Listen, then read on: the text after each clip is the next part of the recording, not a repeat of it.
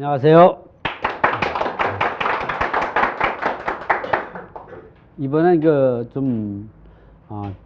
지분에서 이제 배당하는 방법, 지분에서 올바른 배당 방법, 이 부분을 좀 간단히 보면, 여기 교재 책을 보면 이제 그 155쪽도 있고, 왜 지분에서 동시배당과 이시배당을 알아야 하나, 이게 보면 155쪽 있죠. 그리고 이렇게 160쪽을 보면 주택이 갑을병 각 3분의 1 지분에서 갑지분만 매각되는 경우, 이런 부분들 이제 나옵니다. 그래서 이게 우리가 여기 동시배당, 이시배당을 알아야 되고, 이런 경우는 유사 공동지당권에 대한 배당 방법은 동시배당, 이시배당 방법을 해야 되고, 그런 방법은 이와 같이 가물병 3분의 1 지분에만 지분에서 갑지분만 매각되는 경우도 그렇다. 우리가 보면 보통은 경매에서 보면 이러한 경우가 있죠. A가 A라는 게 A가 아니라 세 개의 부동산, 아파트를 담보로 또는 이 그 다가구나, 그리고 논을 담보로 해가지고 1순위로 공동재단권자, 예를 들어 국민은행이, 다음에는 우리은행으로 해드릴게. 입이 써가지고 어떻게 어쩔 수 없네요. 그죠? 국민은행으로 해가지고 1억 2천, 1억 한 3억 4천, 3억 2천, 3억 6천? 이쪽에도 3억, 이게 공동재단권을 하게 되면 이러한 국민은행 근저당권 같은 경우는 공동재단권이라고 볼 수가 있는 거죠.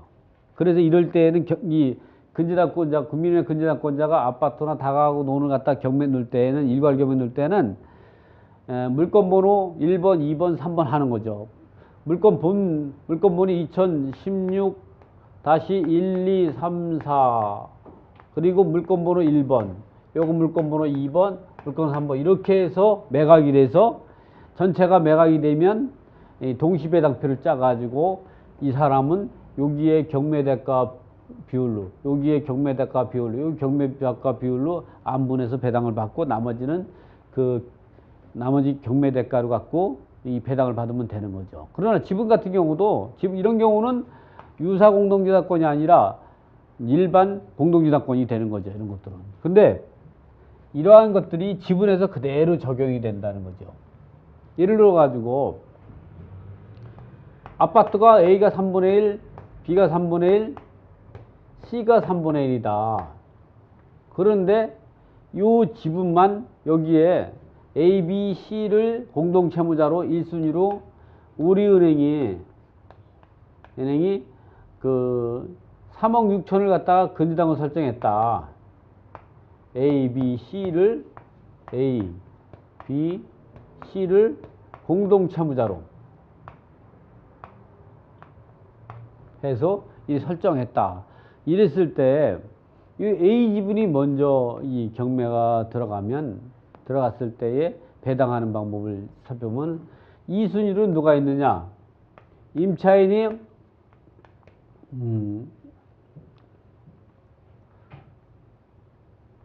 8천만 원 갖고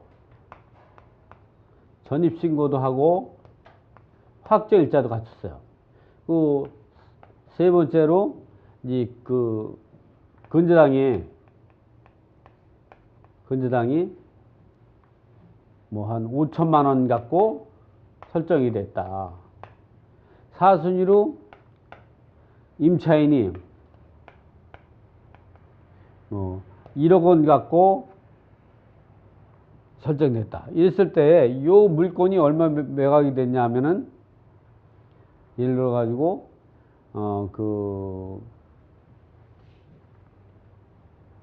1억 5천만 원에 매각이 됐다. 근데 이랬을 때에 우리가 이제 요걸 갖고 배당을 하게 되면, 이게 전체를 갖다 매각됐을 때 배당하는 방법은, 이게 이제 예를 들어서 A, B, C가 전체가 매각이 됐다 그러면, 중요한 거는 A, B, 이 3억 6천, 3억 6천을 갖다가 요 지분비로 나누니까 1순위로 여기 1억 2천이 배당이 되고, 여기 1억 2천이 배당이 되고 여기 1억 2천이 배당 이렇게 해야 되죠. 그럼 나머지 3천만 원 갖고 이렇게 배당하면 되는 거예요. 이렇게 지금처럼. 근데 이게 그러면 이럴 때 이 A, B, C 전체가 그 일괄 경매에 넣었다. 우리은행이 A, B, C 전체를 갖다 일괄 경매에 넣었을 때 배당하는 방법은 그 중에 이 물건이 전체가 6억에 팔렸다. 6억에. 이랬을 때 결국은 여기에 있는 경매 대가가 2억이 되는 거죠. 경매 대가가 2억이. 경매 대가라는 것은 뭐냐면 이렇게 일괄 경매가 났을 때에는 그 최초의 그 감정가 비율대로 셋을 나누는 거예요. 근데 A가 3분의 1이니까 뭐 나눠봐야 이 3분의 1이 되는 거죠. 그러니까 여기서 여기다가 33.33, 33.34, 33.33, 33.33 해가지고 100을 맞춰가지고 여기다 곱하면 되죠. 그러면 1억, 대충 보면 1억 2천, 1억 2천 이렇게 2억이 되는, 2억. 1억 2천이 되네, 1억 2천. 그리고 나머지는 그 8천이 남는 거죠. 2억에서 1억 2천을 빼면 8천이 남는. 8천을 누가 가져가느냐. 이런 걸 계산을 해야죠. 이럴 때에 우리가 여기서 1, 2, 3, 4에서 2억에서 제1순위로 우리은행이 가져갈 수 있느냐. 가져갈 수 있을까 없을까요? 지분경매에서. 여기서 2억, 여기서 2억 이게 지분비로 나눴어요. 경매대가를. 경매대가라는 거는 실제 매각된 금액에서 이제 경매비용을 뺀 금액을 이제 1순위 공동저당권자가의 유사공동저당가의 경매대가 금액이라고 하죠.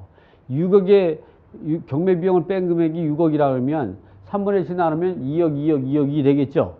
여기서 1순위로 4억 6천이면 1억 2천, 1억 2천 이렇게 받아가면 되는 건데 이렇게 우리은행도 있고 임차인도 있고 건조당도 있고 여기 임차인도 있다. 이랬을 때 1순위가 2억 원을 갖고 여기서 뭐 얘기할 거 없고 여기서 먼저 따진다 그러면 여기서 2억 중에 1억 2천을 가지고 8천을 2, 3, 4에 배당을 하는 게 옳겠느냐.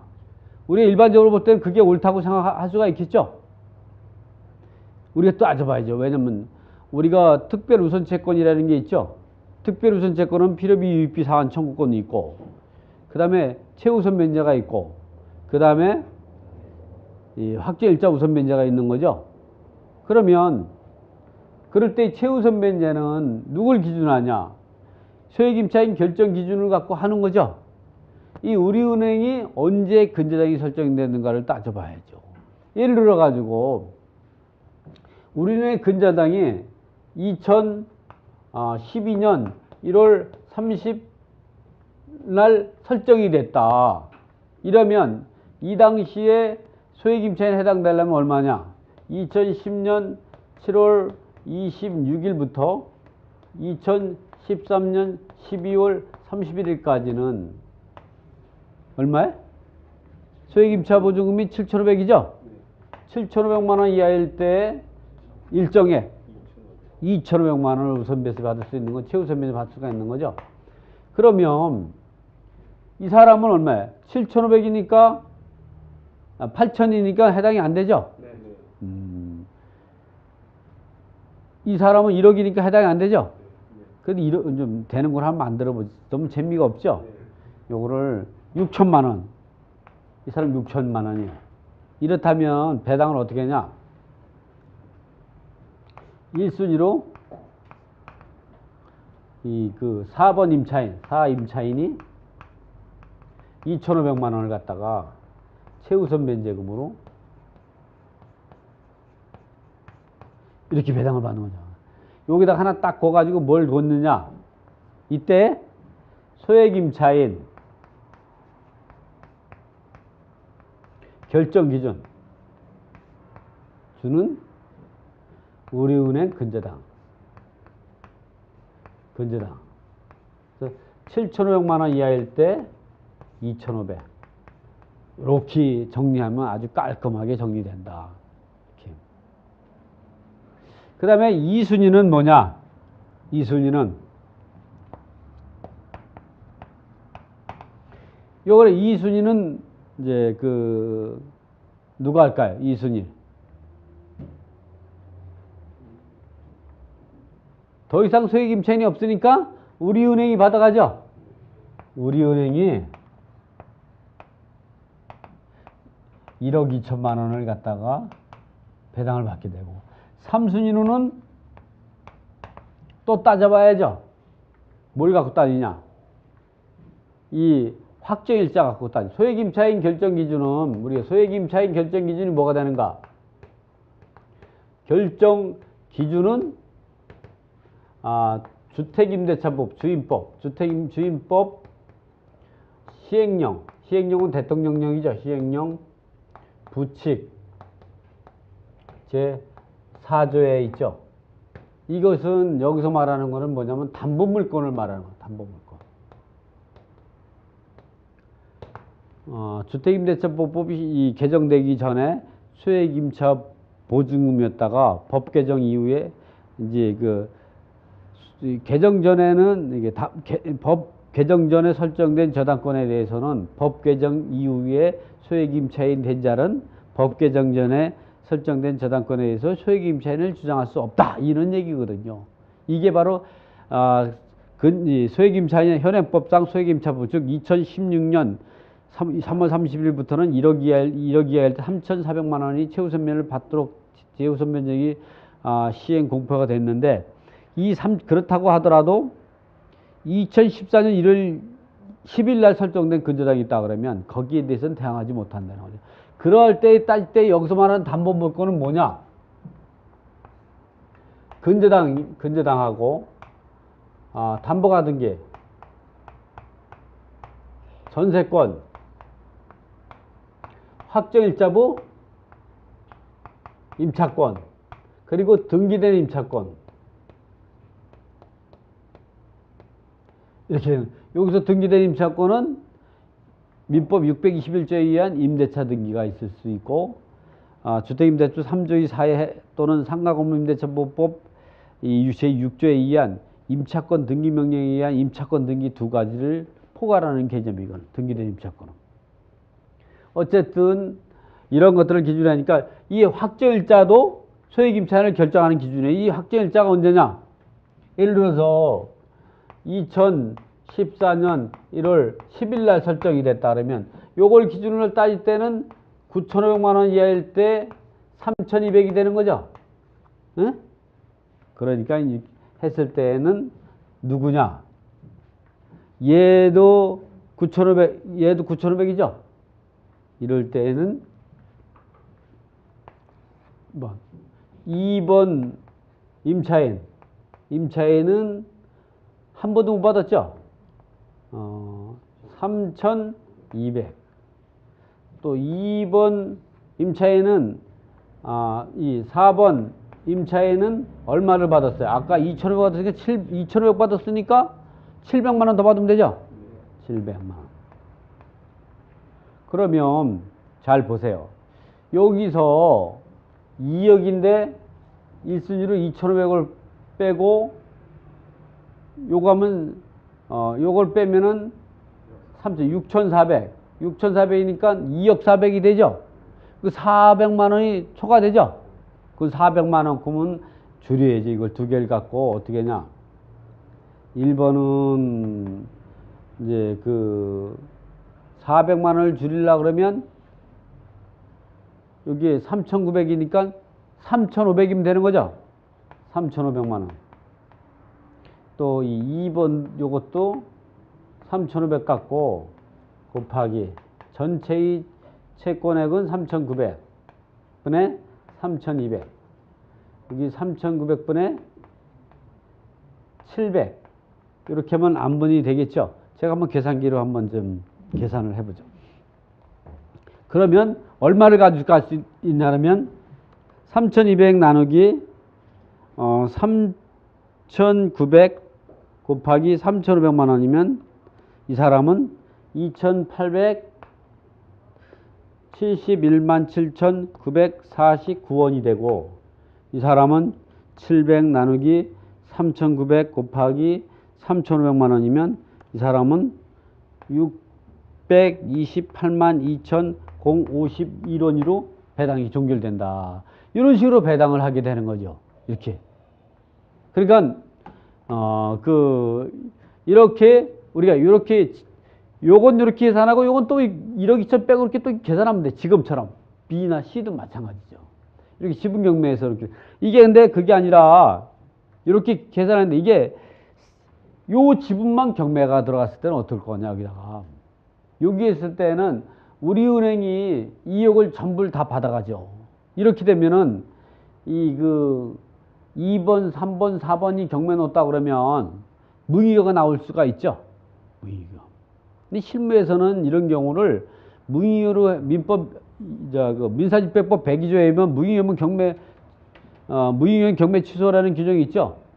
남을 가망이 없으면 경매를 취소하라는 건데 이럴 때에는 이 사람들이 경매 놓으면 무이익가 돼요. 이 지분 경매 됐을 때는. 왜냐면 배당받을 금액은 3억 6천인데 물론 채권 최고액이지만 저럴 때에는 무이익으로 경매를 취소하는 경우도 있지만 경매를 지랑하는 경우도 있고 그래요. 그건 법원이 판단해야 되는 거예요. 근데 엄밀히 따지면 무이익이라고 볼 수는 없죠. 왜냐면 여기서 왜 이게 이시 매각됐을 때에 무이익으로 경매를 취소하지 않아도 되는 이유가 뭐냐면은 이 사람이 여기서 2억을 다 받아갔다. 2억을. 근데 사실은 2억을 배당을 받는 게 아니라 이게 경매가 들어가도 최우선 변제가 2,500을 먼저 받는 거죠. 그리고 나머지는 1억 2천짜가 다 가져가죠. 아니 1억 2천이 아니라 나머지 금액은 3억 6천의 범위 내에서 이게 1억 7,500 여기 아니라 1억 7,500만 원을 다 받아가는 거죠. 그러면 이렇게 2번, 3번과 4번 임차인은 얼마를 손해보는가 봐요. 3번은 임차인은 2,800 요만큼 덜 받고 4번 임차인은 요만큼 덜 받았죠. 그거는 여기서 1억 2천만 원을 받아야 되는데 5,500만 원을 더 받아서 그런 거 5,500만 원. 5,500만 원. 이 부분만큼은 이제 5,500을 더 받아 이 부분만큼은 우리가 이제 그 구상권을 청구할 수 있는 이 사람들이 이 범위 내에서 구상권을 청구할 수 있는 거죠. 그럼 이게 한 3,400 정도 되죠? 그럼 여기서도 한 1,900 남죠? 나머지는 이 사람이 자기 지분을 매각해서 이 B씨 대신 돈을 갚아준 금액이 얼마냐? 한 1,400 정도 되는 거죠. 5,500에서 요거랑 요걸 빼고 이렇게 하는 거죠. 이렇게 배당이 되는 거죠. 지금처럼 이제 이렇게 배당이 이루어진다. 이렇게 이해하시면 되는 거죠. 지분 경매 같은 경우는 그래서 이럴 때 우리가 항상 동시배당, 이시배당을 알아야 되고 이런 부분들을 갖고 배당을 짜야 된다. 근데 이게 요 A 지분이 경매 나갔을 때에 그냥 요걸 갖고 그냥 요거 배당하는 것만 따지면은 안 되고 후순위 저당권자가 법정 대기하는 이런 부분들을 우리가 잘 알아야 된다. 그래서 그 부분들을 갖다가 우리가 이제 요걸 갖고 이제 경매로 낙찰받는 것도 중요하지만 이렇게 3번과 4번 임차인이 적게 배당받은 것을 갖고 이제 우리 은행이 여기서 1억 2천, 여기서 1억 2천을 받는 걸 갖다가 이제 물상대의할 수 있다. 이 물상대의가 바로 민법 368조 제2항에 따른 거다. 2항에 따른 거다. 그리고 나머지 부분이 남아있다면 이 사람이 대신 갚아준 거에 대해서 또 구상권을 청구할 수 있는 범위 내에서 민법 제 481조하고 482조에 따른 물상보증인이 변제자 대의가 이루어진다. 여기까지 우리가 생각을 해야 지분에서는 되는 거예요. 이걸 생각을 안 하면 안 돼요.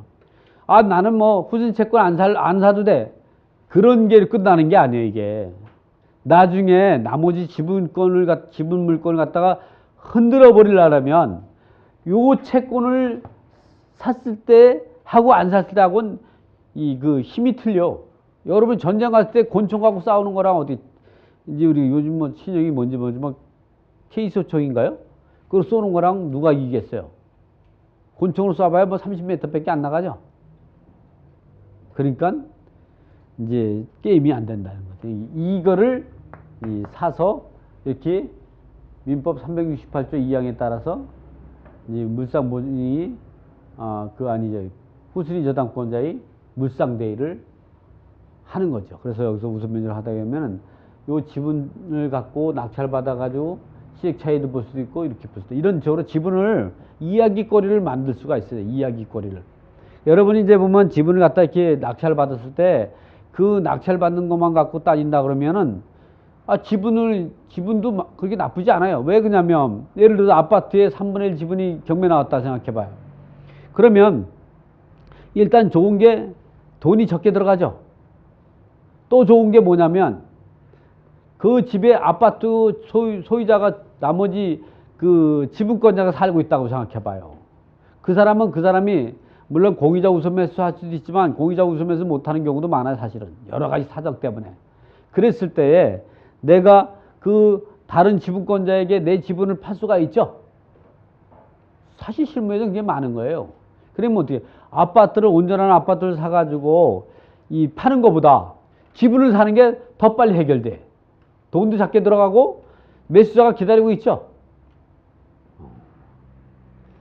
그래서 요즘에는 아파트 지분 같은 경우는 지분도 아닌 것 같더라고. 그래서 이제 그게 왜 그러냐면 제가 뭐 한 5년 동안 지분을 강의를 하고 가르쳐 놨으니 지분에 대해서 지분을 강의할 때 한 거의 뭐 1년 동안 지분 강의를 듣고 간 사람이 아주 줄 서 있어요.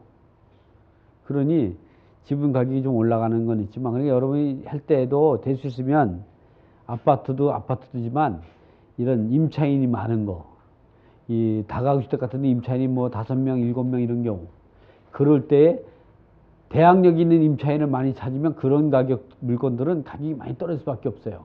그럴 때에 우리가 두 번째 시간에 얘기했던 게 있죠. 그 임차인에게 그 배당하는 방법. 인수금액이 얼마고 인수하지 않아야 될 금액이 얼마인가.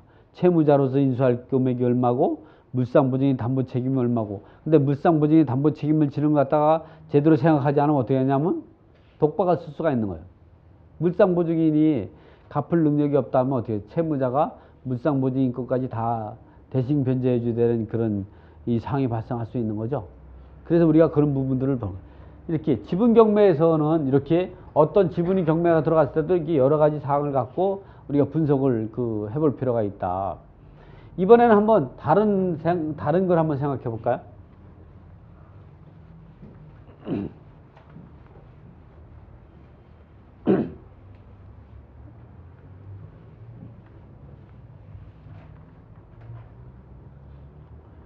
이번에는 이제 보면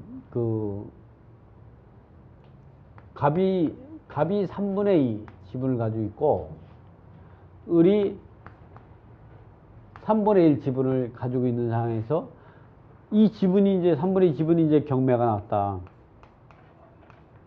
여기에 1순위로 갑과 을을 공동저당으로 하는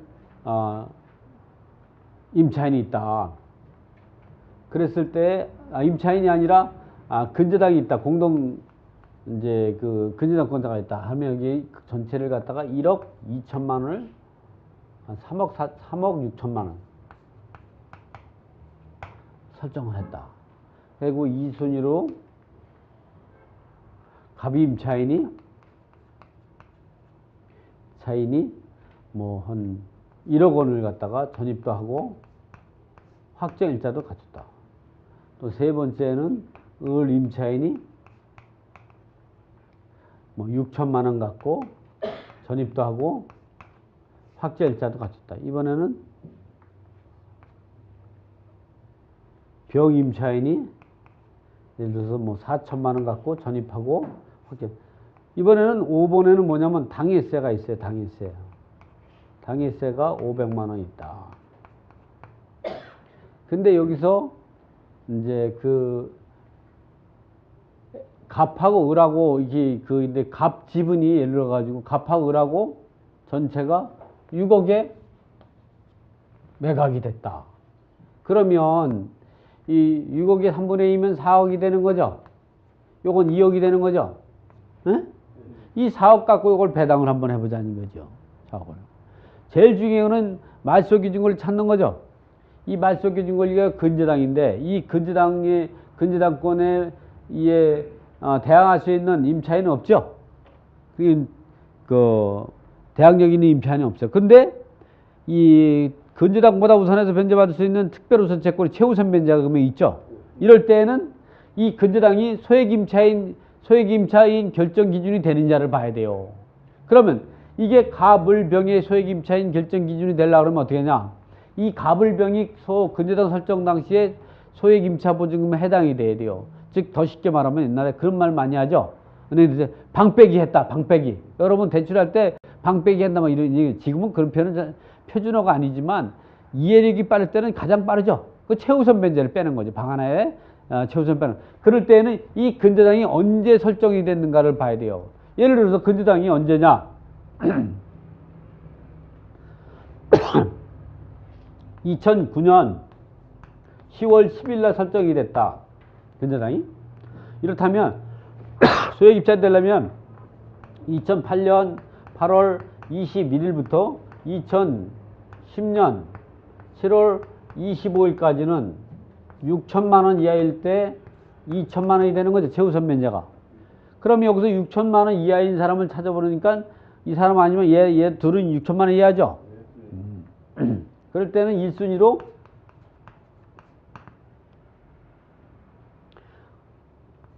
을이 2천만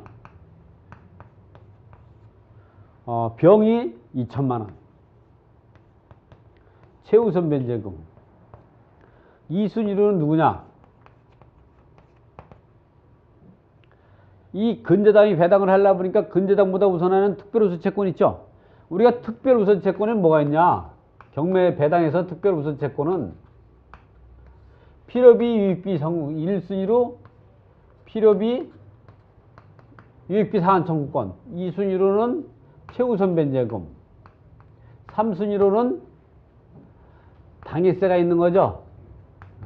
이 당해세는 항상 이 근저당보다 우선하기 때문에 당해세가 가는 거죠. 당해세가 500만 원 이렇게 배당이 되고 더 이상 특별우선 채권이 없으니까 이 근저당이 되는 거죠. 이 근저당이 요거 6억이니까 2억으로 이제 4억, 이게 4억이 되니까 4억을 갖고 이제 근데 이 근저당권자가 4억을 배당을 받으려고 하니까 여기서 4,500을 빼면은 3억 5,500이 되는 거죠. 근저당권자가 3억 5,500만 원을 배당이 끝나는 거죠. 못 받는 거죠. 이런 식으로 배당을 하는 거죠. 요 을 지분이 경매에 들어갔을 때는 을한테는 요 2억 갖고 배당하면 되는 거고. 근데 여기서 요 갑 지분이 6억에 매각이 됐다면 더 나가는 거죠. 더. 그럴 때는 요것이 바로 갑 지분만 6억에 매각이 됐다 그러면 이게 3억 6천이네요. 3억 6천. 갑 지분만 매각이 됐다면 그러면 이제 여기가 3억 6천이 되는 거네요. 그렇죠? 3억 6천 맞죠? 그리고 나서 4순위로는 또다시 따져보는 거예요. 이게 갑의 확정일자 우선 변제, 을이 확정일자, 병이. 갑이 확정일자가 예를 들어 가지고 2014년 1월 1일 날 설정이 됐다. 그러면 당연히 을도 그 이유가 되겠죠. 이럴 때에는 이제 을 임차인이 아까 2천을 받았으니까 1200만 원 더 받는 거죠. 병 임차인은 아까 저기가 병도 1200만 원 더 받고 되는 거죠. 그 다음에 5순위로는 이 갑 임차인이 1억을 범위 내에서 계산하면 되는 거죠. 1억을 범위 내. 이게 보면 6억이니까 계산을 하면은 4,500만 원 플러스 4,500만 원 플러스 3억 6천만 원. 그러면 4억. 그리고 2,400만 원이면 4억 2,900이죠. 요 5순위로 요게 1억을 받으면은 플러스 1억이면 5억 2,900이니까 7,100만 원이 남네. 7,100만 원. 7,100만 원 갖고 을하고 병하고 이렇게 나눠 가지면 되는 거죠. 돈이 충분하네. 이런 식으로 우리가 지분 경매에서 이 권리 분석을 이렇게 해야 된다. 항상 우리가 볼 때는 뭐냐면 지분 경매에서 볼 때는 순위 배당을 해주는 게 아니고요. 특별우선 채권이 먼저 배당을 해요. 특별우선 채권은 이와 같이 필요비, 유비, 사안 청구권이 1순위로 배당을 받고 2순위 최우선 변제, 근로자의 최우선 변제하고 임차인이 최우선 변제, 3순위는 국세와 지방세, 당일세가 배당을 받고 나서 더 이상 특별우선 채권이 없으면 근저당이 배당을 받고 이런 식으로 따지는데 이런 근저당권자가 요 임차인의 최우선 면제 설정 당시에 소액 임차인에 해당이 되지 않았다 그러면 이것이 먼저 받고, 왜냐면 여기에 대항할 수 있는 소액 임차인이 아니기 때문에 그렇다는 거죠. 이래서 여기서 나오는 게 우리가 소액 임차인 결정 기준이 여기서 나오는 거죠. 지분 있을 때 보면은 똑같아. 이게 공동담보물이 경매가 들어가냐 아니면 이렇게 지분만 돼 있을 때에 이렇게 전체에 설정되어 있는 이 근저당권자가 있다면 원래는 이게 일반 근저당권에 해당되지만 이런 가물로 따졌을 때에 갑과 을 사이에는 공동저당권자와 유사한 지위에 있다. 왜냐하면 이 3억 6천이라는 이 3억 6천이라는 금액은 이 사람의 3분의 2, 즉 2억 4천을 책임을 져야 되고 을은 1억 2천의 책임을 져야 된다.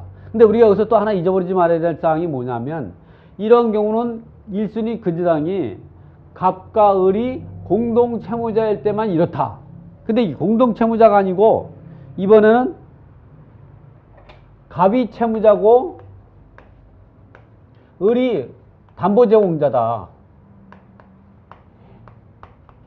이 담보 제공자는 물상 보증인이 되는 거죠. 이 담보 제공자 같은라고 하면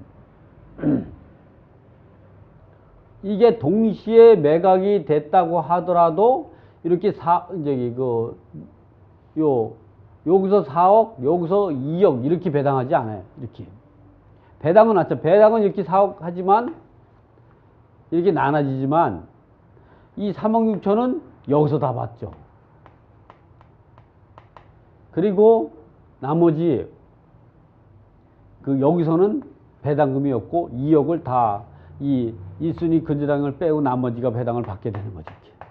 이렇게 동시에 매각이 되더라도 채무자 지분하고 물상보증인하고 둘이 동시에 매각이 됐을 때에는 먼저 채무자가 자기 채무를 갚아야 돼요. 그리고 못 갚은 돈은 물상보증인이 담보 책임만 지면 된다는 거죠. 예를 들어서 여기서 보면 이게 4억에 매각이 된 4억인데 이 담보물권자가 4억 8천이다. 1순위 근저당. 그럴 때에는 여기서 4억을 배당을 받더라도 얼마가 부족해요? 8천이 부족하죠? 그럼 여기서 8천만 원만 물상보증인이 담보 책임만 지우면 된다. 이런 것들은 20배당에도 마찬가지지만 동시에 매각할 때에도 이렇게 20배당을 고려해 가지고 채무자에게 먼저 배당을 하고 나머지 부족한 거는 물상보증이 담보 책임진다.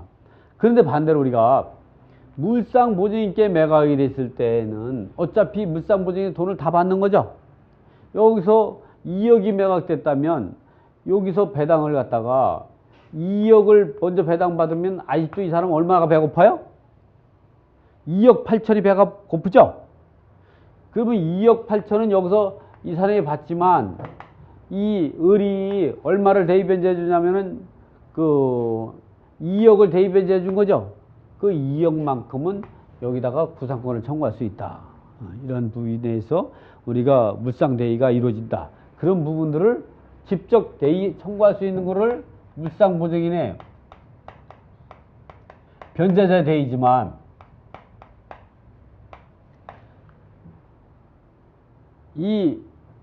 이렇게 직접 청구하는 거는 구상권의 청구지만 물상보증인 변제자의로서 누구냐면 이 우리은행 근저당권을 갖다가 물상 대의할 수 있는 거. 이건 등기 안 하고도 할 수 있는 거. 이런 거 갖다가 이제 대의할 수 있고, 또 여기 이때 대의할 때는 대신 갚아준 2억 원 전체를 갖다가 대의할 수가 있는 거죠. 요런 것까지 지금까지 얘기했던 게 첫 번째 시간하고 두 번째 15시간, 3시간째 이게 제가 말씀드린 이런 부분들을 다 완벽하게 이해해야만이 지분을 이해하고 지분 투자가 가능하다. 물론 지금까지 다 완벽하게 모르고 투자할 수도 있겠지만 그러면 어떻게 되냐면은 지분에 투자해서 인수금액으로 인해 가지고 이제 경매를 갖다가 포기해야 되는 상황이 발생해요. 어떤 사람들은 입찰보증금을 포기해도 될 걸 아예 이런 상황을 모르고 잔금까지 다 치르는 경우가 있죠. 그럴 때는 정말로 인수해야 되는 상황이 발생할 수 있는 거죠. 우리 지분 경매에서는 지금 제가 첫 번째 얘기했을 때에 대항력과 우선 면제권, 두 번째 얘기했을 때에 인수금액하고 내보낼 수 있느냐 없느냐, 또 지금같이 세 번째는 지분에서 배당을 어떻게 짜고 이럴 때에 이제 그 배당 방법과 그리고 인수금액과 그리고 우리가 대신 갚아준 사람이 자기 지분 비율에 해당되는 자기 채무자 지분 비율에 해당되는 걸 초과해서 갚았을 때는 그 공동 채무자인 다른 지분자에게는 물상보증인 담보 책임을 물을 수 있다. 왜냐하면 내가 물상보증인 담보 책임으로 인해서 이 다른 사람까지 변제를 해준 거기 때문에 이 공동 채무자 간에는 그 물상보증인 담보 책임으로 대신 갚아준 그 금액을 갖고 상대방 지분에게 물상보증인 담보 책임을 물을 수가 있다. 이렇게 보는 거죠. 제가 이제 여기까지 이렇게 했는데 오늘 여기서 이렇게 지금까지 제가 이 3시간에 거쳐서 이렇게 강의한 것 중에서 질문 있으면 질문하셔도 됩니다.